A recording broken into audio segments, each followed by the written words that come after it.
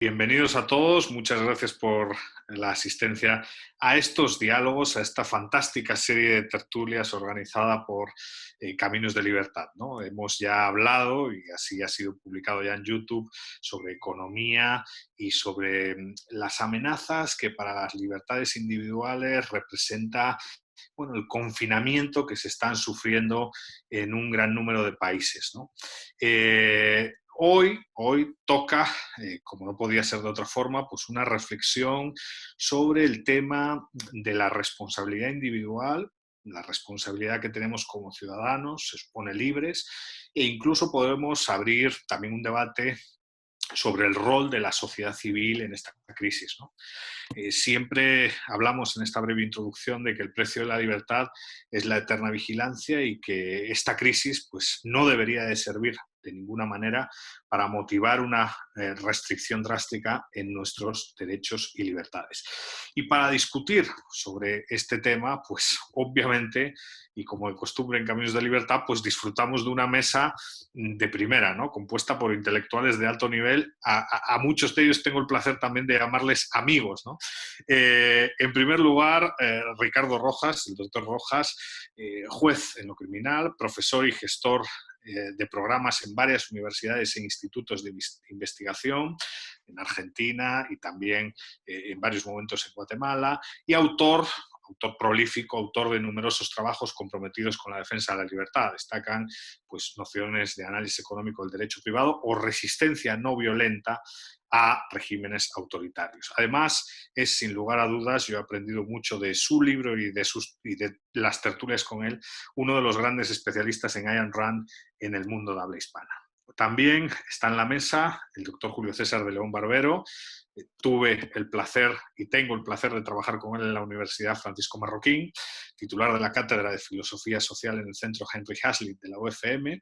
Ha impartido cursos de filosofía moral en varias universidades y centros de investigación a lo largo y ancho de América Latina, y también es autor prolífico, ¿no? Destacan sus libros El animal que sigue normas, Reflexiones en torno al problema del conocimiento o Hacia una teoría de la libertad. También está en la mesa Silvia Mercado. Yo creo que nos conocimos una vez en la Universidad Francisco Marroquín en un evento de CADEP, coordinadora de Red Liberal de América Latina, parte de la Fundación Friedrich Naumann de Alemania, una gran emprendedora social que ha desarrollado y diseñado un ingente número de actividades con think tanks liberales por toda América Latina.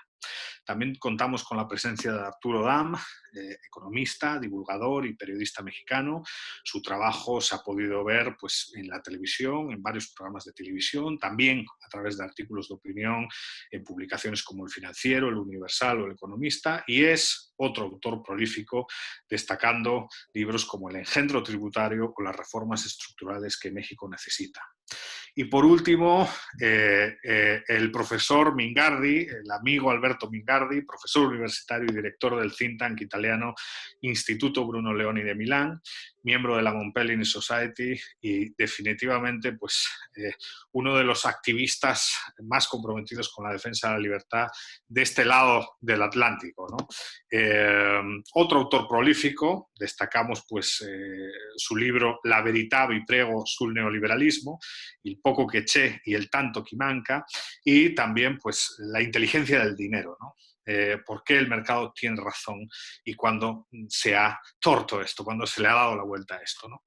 La metodología de esta tertulia pues es una metodología que por el formato en línea tiene que llevar cierto orden, ¿no? Lo que vamos a hacer es lanzar rondas de preguntas y la idea es que pues, cada uno de ustedes intervenga durante aproximadamente 3 minutos. Mi rol es un rol pues, muy entretenido en la presentación porque admiro todo su trabajo, pero aquí tengo que ser un poco autoritario benevolente. Quiero decir, no se trata de hablar más de 4 minutos. A los 3 minutos les diré para que vayan acabando el razonamiento y que todos podamos exponer nuestras ideas en la mesa de una forma ordenada y también dinámica. Y con base en las preguntas y para ir empezando, quizás la primera pregunta es una pregunta de carácter general, ¿no? ¿Hemos sido responsables? ¿Hemos sido responsables como individuos y como ciudadanos en esta crisis, en este mes y pico que llevamos de crisis del COVID-19? Por todas partes se habla de la necesaria intervención estatal y parece que los individuos no funcionamos sin cierta coacción, ¿no? ¿Hemos sido responsables o irresponsables? ¿Cómo han visto el comportamiento de la ciudadanía, de la sociedad civil en los distintos países y realidades que conocemos, ¿no? Vamos a darle la palabra a Silvia y iniciamos la ronda. Abro el cronómetro. Bienvenida, Silvia. Muchas gracias por la invitación a un tema que de verdad me parece súper importante ahora, porque sí creo que estamos desarrollando responsabilidad, ¿no? Porque, bueno, empiezo porque defender la democracia implica asumir la responsabilidad como su consecuencia directa, ¿no?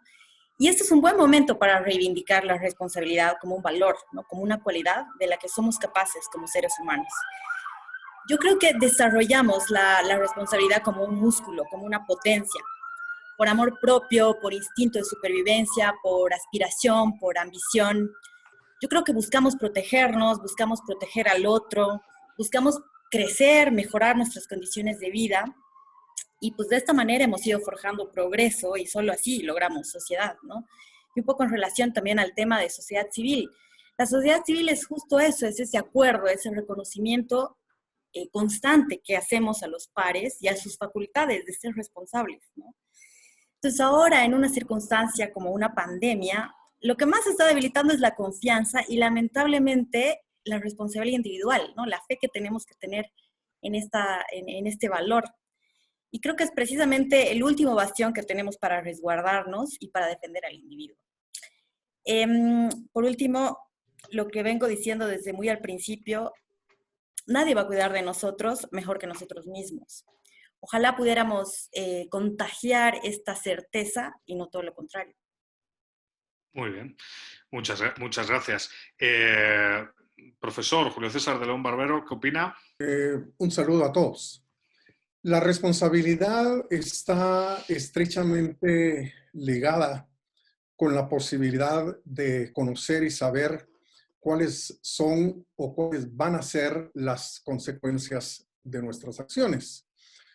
Es por ello que a menudo se dice que los niños pequeñitos, ante la imposibilidad de prever los resultados de sus actos, pues carecen hasta cierto punto de eso que llamamos responsabilidad. Igual, digamos, los adultos que podemos llegar por situaciones patológicas a no poder prever las consecuencias de nuestras acciones, podemos caer, digamos, en un estado de interdicción, como se le llama jurídicamente, y a estar atados a un tutor que tome decisiones por nosotros. Entonces, yo creo que en esta situación sumamente complicada en la que estamos viviendo, la información es realmente un factor sumamente importante. Si uno no sabe cuán contagiosa, digamos, es la enfermedad, cuánto daño, digamos, se puede hacer si uno anda por ahí enfermo y esparciendo sobre los demás el virus, pues bueno, no sabrá uno realmente a qué atenerse. Entonces, en ese sentido, yo creo que es de agradecer a todas aquellas fuentes verídicas que nos comuniquen, digamos, lo necesario para poder hacer o para poder dejar de hacer. Porque, insisto, en la medida en que sepamos cuáles son las consecuencias de nuestras acciones, en esa misma medida vamos a ser responsables. De hecho, digamos, en Guatemala, como en todas las sociedades, creo yo, pues hemos tenido casos de individuos que se sabían enfermos y que aún así, pues anduvieron por ahí y terminaron contagiando, digamos, a otras personas y haciendo crecer el número de enfermos. Por supuesto, también hay que señalar el día de hoy tantas fake news y tanto discurso por ahí que no tiene ningún fundamento de carácter científico, que creo yo que es lo que necesitamos realmente para poder proceder y para poder actuar y comportarnos de la manera más adecuada, de tal modo que no traigamos consecuencias negativas sobre terceras personas. Muy bien, muchas gracias, Julio César. Alberto, bienvenido. Muchas gracias por esta invitación tan agradecida. Yo creo que, si puedo hablar de los italianos esta vez han sido muy obedientes, pero ser obediente no significa necesariamente ser responsable. Los italianos son obedientes porque, por supuesto, hay mucho miedo en el virus y en la situación patológicas muy complejas, en la que es posible que todo el mundo va a caer. Por supuesto, el virus es más malo para los viejos, pero hay situación de jóvenes con un cuadro clínico muy difícil también.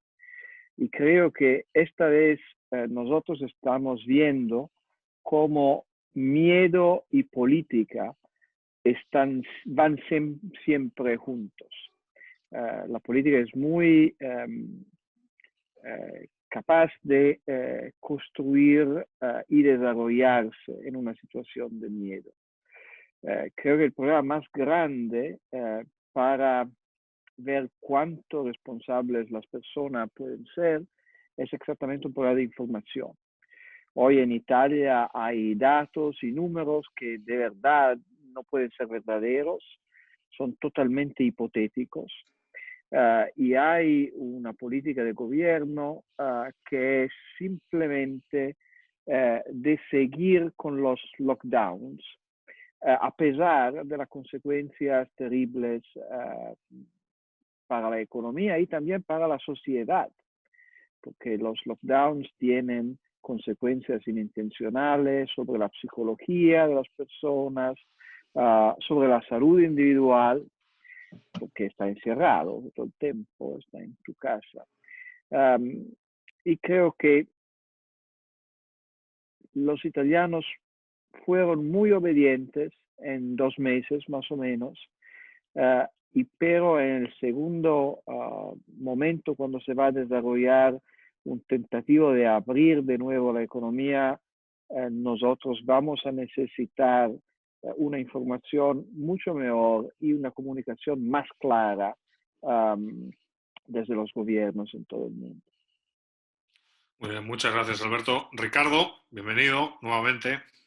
Bueno, muchas gracias. Un gusto estar en esta discusión. Me gustaría hacer un primer acercamiento más genérico y teórico, como planteaste, Eduardo, al principio.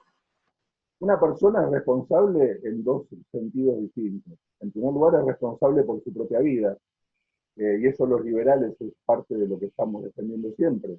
Uno debe proveer a lo necesario para sobrevivir, que es algo que normalmente los gobiernos desprecian.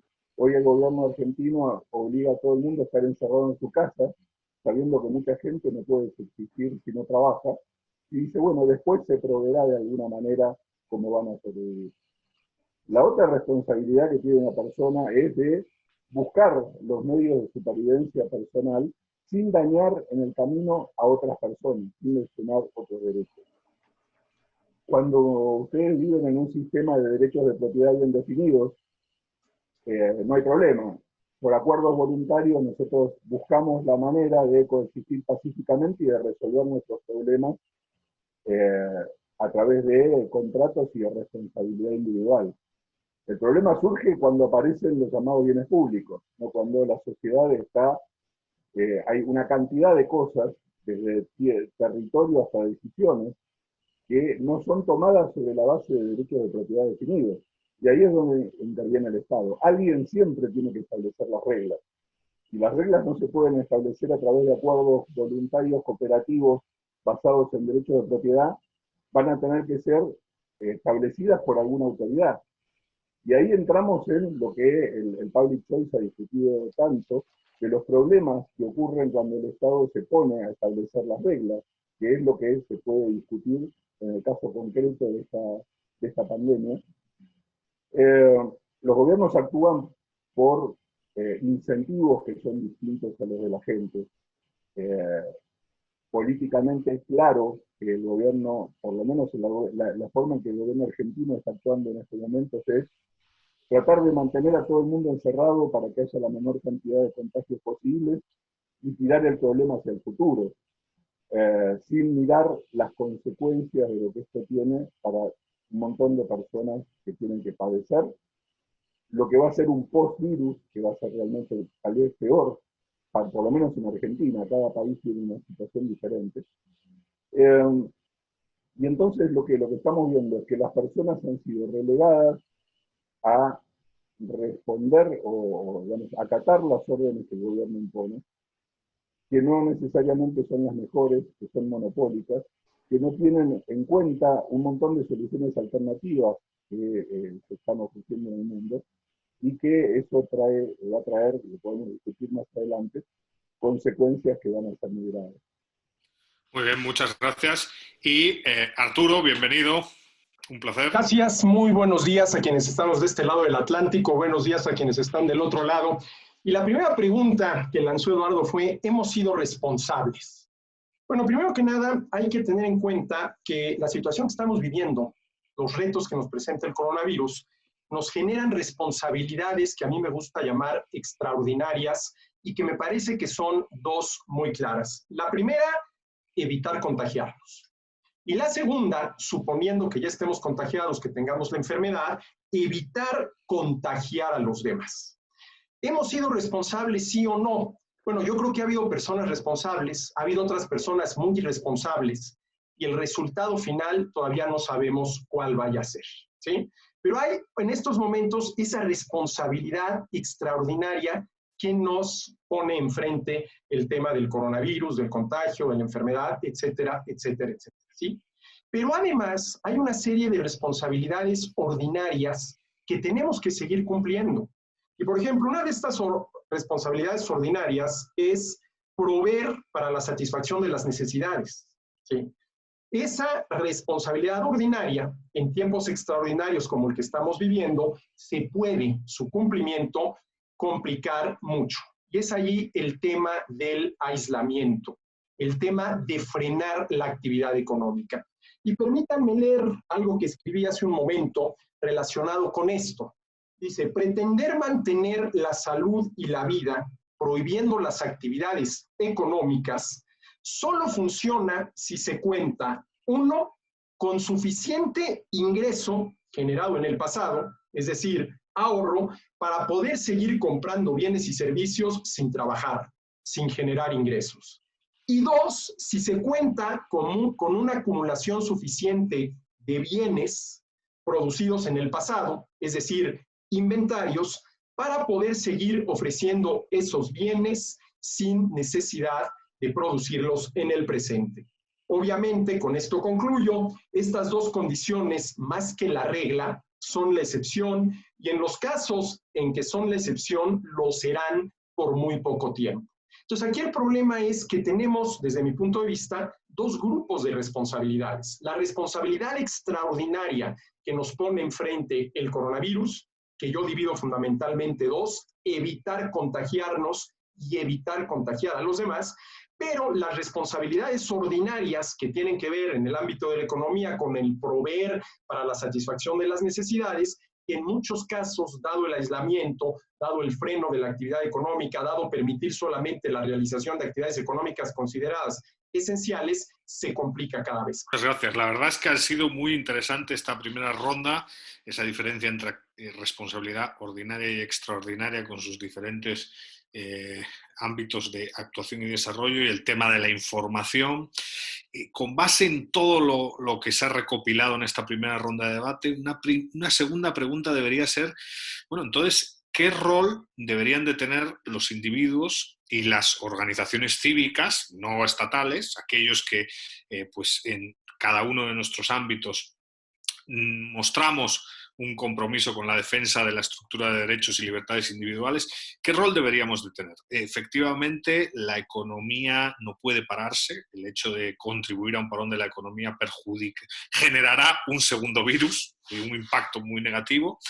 Pero claro, faltan test, faltan un montón de cosas que definitivamente nos ayudarían a generar esa información para protegernos frente a la amenaza, ¿no? En estos momentos estamos leyendo en el Juan de Mariana, en una discusión, un trabajo de Virgil Storr, el profesor de George Mason, sobre la recuperación de las comunidades en periodos de postdesastre, ¿no? Y el rol de los emprendedores, que por cierto en algunos países los emprendedores están siendo muy atacados, ¿no? O sea, se está estatizando todo, ¿no? Se está concentrando y centralizando, por ejemplo, las compras de material, lo cual anula la iniciativa privada, ¿no? En España, por ejemplo, se ha establecido un mando único para importar material, lo cual ha hecho que un montón de proveedores privados queden fuera de juego automáticamente y ha surgido el desabastecimiento. O sea, ¿qué rol deberíamos de tener desde la sociedad civil y qué mensaje deberíamos mandar pues precisamente para encontrar ese equilibrio entre responsabilidad individual, sostenimiento de la economía y lucha contra el virus? Empezamos, si quieren, esta vez por Julio César, si quieren. Yo creo que los individuos hemos sido responsables en medio de estas condiciones totalmente extraordinarias. En una ciudad como la ciudad de Guatemala, en estos momentos uno puede encontrar en los supermercados casi cualquier bien necesario para la vida. Los alimentos también están siendo generados, tanto restauranteros como otras personas que se dedican, digamos, al negocio alimenticio, pues están dispuestos a llevar lo necesario a los hogares, a las casas, a las personas que así lo requieran. Entonces, yo pienso que sí, hemos sido responsables individualmente. Claro, como lo decía Adam Smith, inspirados no por el amor hacia el prójimo, sino por mover, digamos, esa responsabilidad de que hablaba Arturo, de cumplir, digamos, con mantenernos vivos. Entonces, inspirados, digamos, por ese principio, pues los individuos están dedicados a producir lo que la gente realmente necesita. Lo que me preocupa a mí, digamos, es que los individuos que están en el gobierno, como ya lo hemos señalado, parecen no darse cuenta, digamos, que sus acciones y sus decisiones van a afectar y de hecho afectan a millones de seres humanos, ¿no? Tomando en cuenta, digamos, que la acción humana tiene consecuencias imprevisibles, uno, y dos, que la acción humana es irreversible, es decir, no podemos realmente retornar en el tiempo y cambiar las cosas, pues esto es un asunto verdaderamente terrorífico, pues porque a nivel, digamos, del gobierno de Guatemala, lo que se está haciendo es generar inflación para el futuro inmediato con los miles de millones de quetzales que se han pedido en préstamo, supuestamente para proveer, digamos, de 1,000 quetzales mensuales durante los 3 meses próximos a un cierto número de familias, en fin, etcétera. Entonces, yo creo que a nivel individual, el hombre de la calle, digamos, el ser humano común y corriente, el ciudadano de a pie, como le llamamos, sí está siendo responsable, pero a nivel, digamos, gubernamental, los individuos que operan ahí como parte de un sistema, ya no como seres humanos individuales, sino como parte, digamos, de un sistema, como funcionarios o como ministros, le están dando más importancia, digamos, a cumplir su papel que a darse cuenta y a percatarse de las consecuencias a corto y largo plazo que sus decisiones realmente tendrán sobre millones de seres humanos. Muchas gracias. Alberto, ¿qué opinas tú, que además estás al frente de un think tank de sociedad civil? Creo que la sociedad civil ha sido muy responsable. Por supuesto, el sector privado en todo el mundo, en los Estados Unidos como siempre, pero en Italia también se ha distinguido por grandes donaciones en el último mes, donaciones muy importantes para desarrollar una infraestructura sanitaria adecuada a los problemas de COVID-19. Fue muy importante, para decir algo de divertido, creo, el rol de personas como los influencers para comunicar con los jóvenes y poner en la sociedad estas ideas de principios simples, pero muy importantes, como lavarse las manos correctamente, que es la primera defensa, la más importante, de verdad, contra el coronavirus. Pero creo que lo más importante es que son las empresas privadas que están haciendo milagros.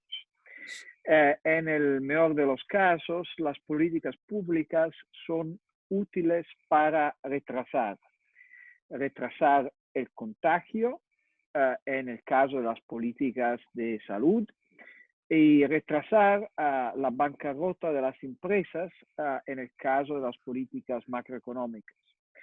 Pero la verdadera respuesta al coronavirus, que para mí significa restaurar condiciones más o menos de vida normal, la respuesta vendrá de la investigación y la innovación empresarial. Tenemos casos interesantes de empresas que se han convertido para responder a las necesidades nuevas de COVID-19, desde aquellas que investigan sobre vacunas, hasta las grandes farmacéuticas, por supuesto, hasta Dyson, que ha desarrollado un nuevo ventilador portátil. Es muy interesante que empresas como Amazon o Starbucks están trabajando en mejorar la logística, porque esto va a ser necesario en un mundo con distanciamiento social mayor. Creo que es muy importante que Google y Apple están trabajando sobre el tracking, el seguimiento de los pacientes. Muy interesante para mí es el hecho que una de las pocas entidades que realmente estaban pensando en la posibilidad de una pandemia era la Fundación Bill y Melinda Gates, una fundación privada que estaba trabajando sobre esto. Creo que ahora lo más urgente en Italia, por supuesto, en España también, creo también en México, es reducir la influencia burocrática en la vida de las empresas para permitirle de desarrollar estrategias de adaptación para el mundo después del coronavirus. Muy bien, muchas gracias, Alberto. Pues continuamos con la mesa con Silvia. Bien, gracias. Pues, ¿cuál es el rol? Justamente creo que tenemos que reforzar una actitud responsable, que no es poco, ¿no? Pareciera que estamos a la espera de que alguien nos diga qué hacer, pero creo que es importante todo lo que podamos hacer a nuestro alcance, ¿no? Que implica tomar cuidados, informarnos y sobre todo adaptarnos a estas circunstancias, ¿no? Y de hecho muchos lo estamos haciendo, aprovechando la tecnología y tal. Y también estamos pensando en qué otras maneras podemos adaptar para ayudar a otros, ¿no? Lo siguiente, creo que nuestro rol y también un poco el mensaje es, tenemos que ser valientes, ¿no? Que no quiere decir temerarios, no es que vamos a salir a contagiarnos, pero en algún punto ser como realistas respecto a cómo funciona el virus y cómo realmente podemos cuidarnos. Y creo que este mensaje es importante para la siguiente fase, porque la gente va a quedar traumada, incluso yo me imagino saliendo después de este ciclo, y vamos a tener que caminar nuevamente los pasos de la confianza hacia el otro, ¿no? Creo que es importante que confiemos que el otro también está haciendo lo suyo, se está cuidando, no quiere contagiarse. Parece difícil porque hoy por hoy como que se ha instalado que nadie es responsable, que todos en la calle están contagiados y son un potencial riesgo, pero para la siguiente fase va a ser importante confiar que el otro también está haciendo lo suyo que también va a querer caminar hacia adelante y vamos a tener que rearticular un tejido social para reactivar la economía, y creo que ese mensaje desde ahora tiene que irse incorporando, asumiendo que el otro es capaz de asumir una responsabilidad como uno. Muchas gracias. Arturo. Muchas gracias. Bueno, la pregunta, ¿qué rol debemos tomar los individuos? Yo creo que la respuesta depende en cuál de los campos, de los muchísimos campos que hay en la vida social, estamos actuando. Por ejemplo, podemos actuar como individuos en el ámbito de la empresa. Y tal vez ahí el principal reto sea descubrir las oportunidades que toda esta situación está brindando. Podemos actuar como individuos, que sería mi caso, en el ámbito de la academia, ¿sí? En el ámbito del periodismo, en el ámbito de la familia, muy importante, en el ámbito de distintas ONGs o inclusive en el ámbito del gobierno. Y uno de los roles, me parece a mí, que debemos adoptar, sobre todo quienes estamos a caballo entre el mundo académico y el mundo del periodismo, es tratar de aclarar las cosas lo más posible, porque hay una enorme confusión. Mucha gente de buena voluntad, pero con pésimo juicio, por ejemplo, está pidiendo en México ya que el gobierno frene de plano las actividades económicas y obligue a un aislamiento total. En México ahorita el aislamiento y el distanciamiento social es nada más una propuesta por parte del gobierno, pero tú puedes salir a la calle y no hay absolutamente ningún problema porque es una invitación, es una propuesta. Y déjeme poner un ejemplo que me llama mucho la atención. Aquí en México se dice, bueno, a ver, vamos a parar solamente las actividades económicas no esenciales, pero vamos a dejar que sigan operando las esenciales, como si hubiera actividades económicas que por su propia naturaleza fueran unas esenciales y otras no esenciales. Eso no existe. Hay actividades económicas que para algunos no serán esenciales, pero para otros sí lo son. Un ejemplo, para mí no es esencial ir a comer a un restaurante.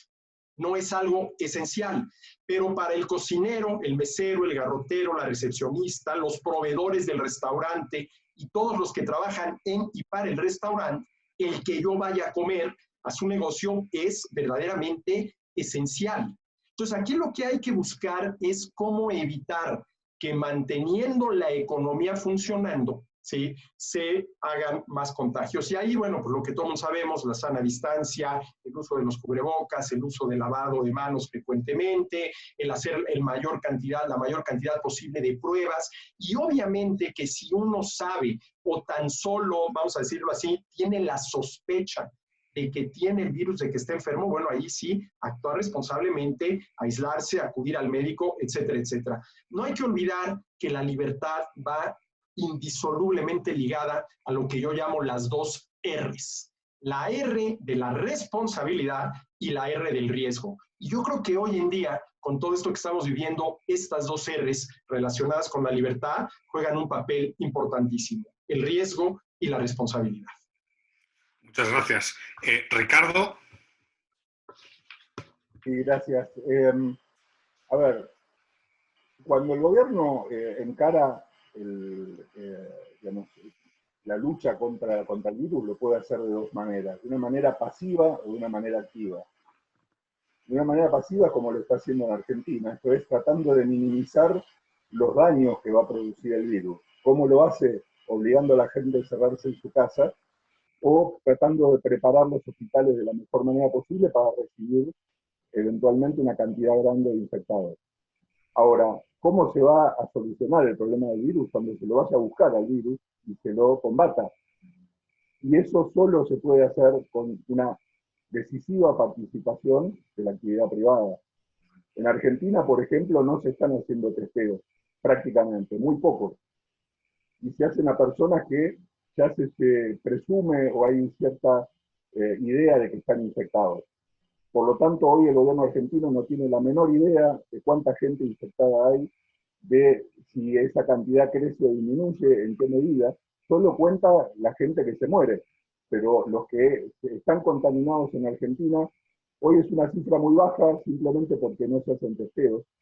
Hace 10 días el ministro de Salud de Argentina dijo que si se hicieran más testeos habría más infectados, lo que a todos nos puso la piel de gallina diciendo en manos de quién estamos.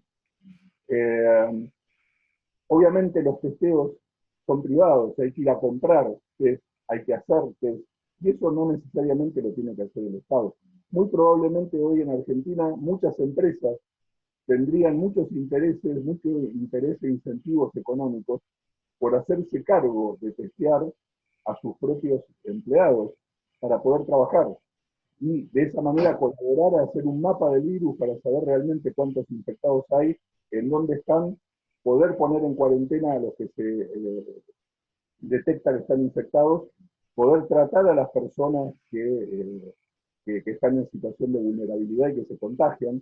Todo eso hoy en Argentina no se está haciendo. Y se puede hacer solamente con participación de la actividad privada. Es decir, para que el virus se termine, hace falta descubrirlo, neutralizarlo, a la espera de que también la actividad privada elabore una vacuna. Nada de eso lo va a hacer ningún gobierno. Todo eso lo va a hacer la actividad privada y va a ser monopolizado y luego capitalizado por algún gobernante. De modo que creo que un punto que debería quedar claro es que los gobiernos en general no resuelven problemas. En realidad lo que va a resolver los problemas es la tecnología que va a ser siempre desarrollada por la actividad privada. Muchas gracias, Ricardo, por el comentario y por la explicación. Y bueno, ya estamos en la última pregunta de la ronda. El diálogo está siendo muy interesante. Y esta es una pregunta, pues, obligada, ¿no? Creo que la hemos hecho en todas las mesas y creo que se puede hacer, pues, una recopilación de reflexiones desde el ámbito liberal sobre esto, ¿no? ¿Cómo ven esta crisis? ¿Servirá esta crisis para debilitar aún más nuestra estructura de derechos y libertades individuales? ¿O por el contrario, existe una ventana de oportunidad para la libertad y no todo está perdido, ¿no? Porque uno ve las noticias y por lo menos en el sur de Europa, en Italia y en España, lo que se observa es un canto hacia la estatización, en algunos casos como con Podemos, que para mí es una amenaza liberticida de primer nivel, nacionalizaciones de empresas y todo eso es lo que se está recomendando. Pero ¿cómo ven en sus casos esta crisis del COVID?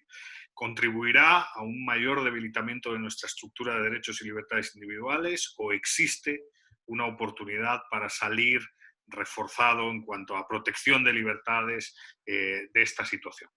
Empezamos, si quieren, por Alberto.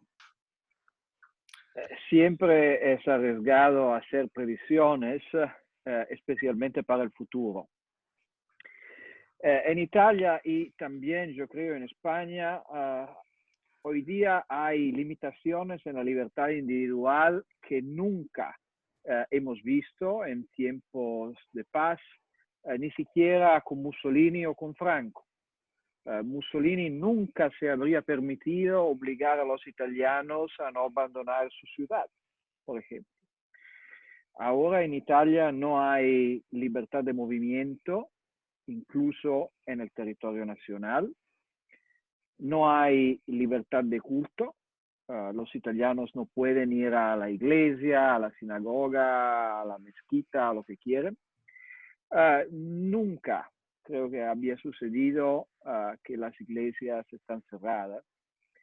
Los derechos de propiedad de las personas se han debilitado enormemente, con una regla que se llama Golden Power en Italia, poder dorado. Un empresario italiano ya no puede vender una parte de más del 10% de su empresa a un partner, a un socio extranjero, incluso europeo. Por el miedo, las personas parecen aceptar sin problemas restricciones tan fuertes a su libertad. Quizás, y esto es lo que espero, algunas personas podrían comenzar a notar lo que han perdido. El problema ahora es que la narrativa dominante afirma que el virus es el virus del neoliberalismo, el virus de la globalización. Cuando Italia tuvo su gran boom en los años 50, salió de la guerra y rápidamente logró recuperar el bienestar gracias a un cierto benign neglect. Pero esto fue posible porque el fascismo había dejado un mal recuerdo, por supuesto, y con ello su liderazgo extremo de la vida económica. Ahora, desafortunadamente, todos los gobiernos quieren salir de las crisis con más deuda y más intervención en la economía. Creo que será muy importante ver si las personas como nosotros podrán lograr centrar la atención de la opinión pública en el extraordinario fracaso de los estados en estas circunstancias. No es imposible.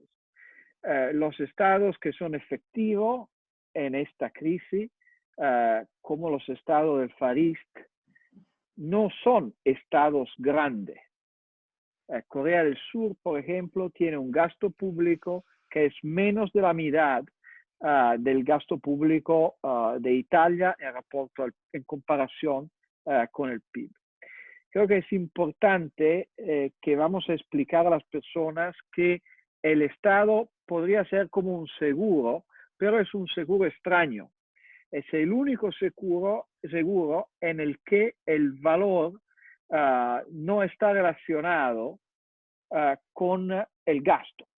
Es un seguro que no tiene un costo, un premio en italiano se dice, no sé cómo es en español, que está correlado con la cobertura ofrecida. Y creo que es un mensaje muy importante. Ya llevamos los 4 minutos, pues damos la palabra a Silvia. Bien, creo que sí, ahorita en una situación de pánico es difícil imaginarse un escenario optimista, ¿no? Ahorita sí estamos en general todos pidiendo, bueno, no todos, pero en general la comunidad está pidiendo más control y más Estado y más previsiones y tal. Pero creo que es por esta situación de pánico y miedo, ¿no? Más adelante, que hay que entender que esto es circunstancial, hay una temporada más.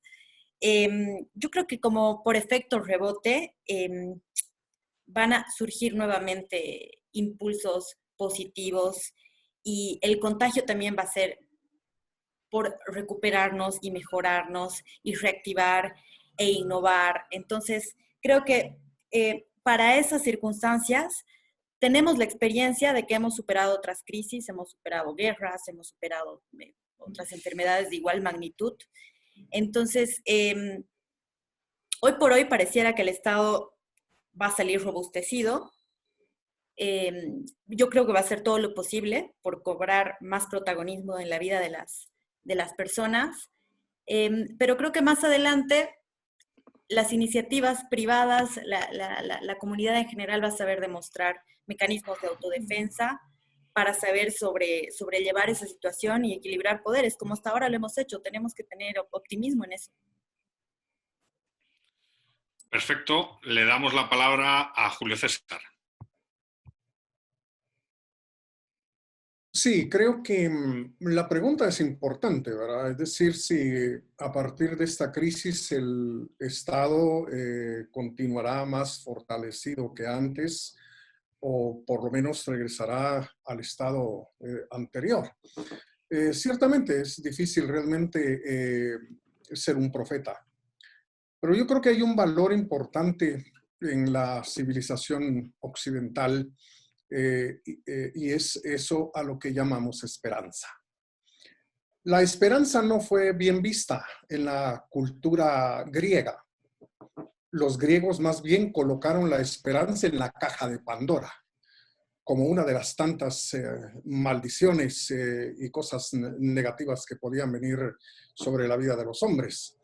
Pero creo que fue el pensamiento judeocristiano el que instaló en la conciencia occidental eso que llamamos esperanza, que de alguna manera nos orienta en medio de lo difícil que es determinar en qué va a parar un ciclo de acción, ¿verdad?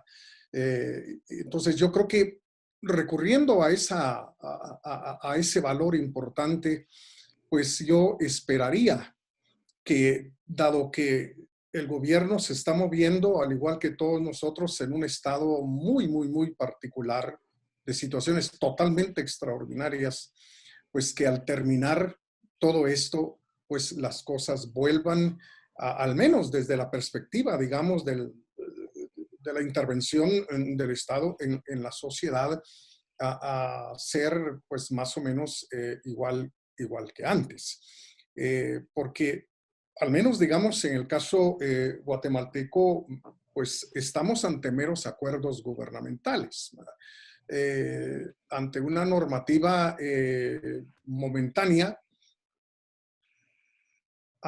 digamos, la cual le permite al gobernante sobre todas las cosas, pues intervenir en la vida de los ciudadanos, el llamado estado de calamidad. Pero una vez que esto termine, pues yo esperaría que regresáramos al escaso Estado de Derecho que teníamos en Guatemala y que no crezca, digamos, mucho más el poder que el Estado tiene sobre nuestras vidas. Ahora, de lo que creo que sí estamos seguros es que la vida no va a volver a ser la misma. Es decir, muchas cosas van a cambiar en muchas áreas de nuestra vida y como decía Silvia, también confiamos que sea para bien, para beneficio, digamos, de todos y que a raíz de esta experiencia terrible hayamos aprendido ciertas lecciones que al futuro nos puedan proveer de novedades y de beneficios. Muy bien, muchas gracias. Arturo.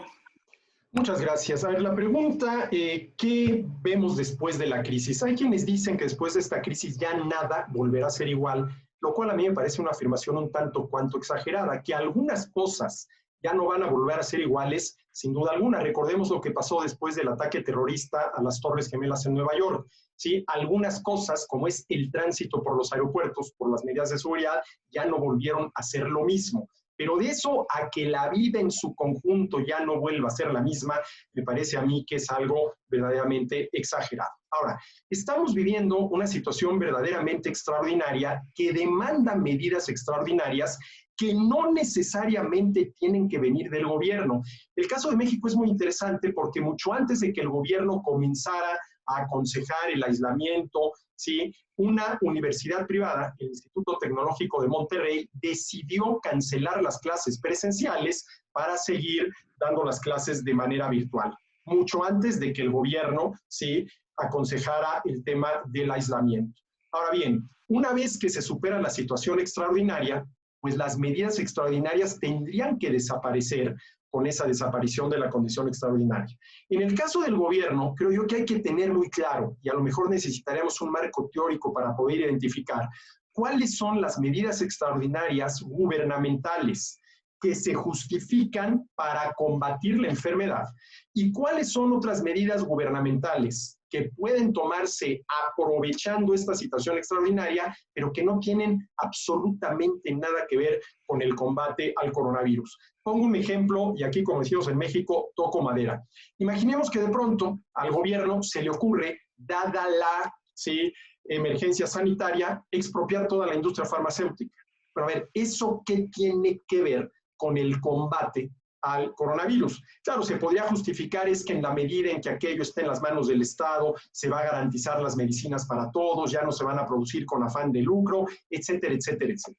Entonces hay que tener muy claro cuáles son las medidas extraordinarias del gobierno que sí se justifican y que deberían desaparecer cuando las cosas vuelvan a la normalidad, y cuáles son otras medidas de intervención en la actividad económica contrarias a la libertad individual para producir, ofrecer, vender, contrarias a la propiedad privada sobre los medios de producción necesarios para poder producir, vender, ofrecer, contraria a la responsabilidad personal, que de ninguna manera se deberían de permitir. Pero de que muchos gobiernos, sobre todo aquellos de inclinaciones totalitarias, absolutistas, quieren aprovechar esta situación, tenemos el caso de Hungría, para fortalecer su poder frente a los ciudadanos, eso creo que sin duda alguna.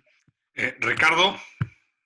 Sí, bueno, no sé si será por mi origen argentino, pero aquí en el último siglo cada nuevo cambio fue para peor. Yo soy un poco pesimista en todo lo que en todo lo que se viene después de esto.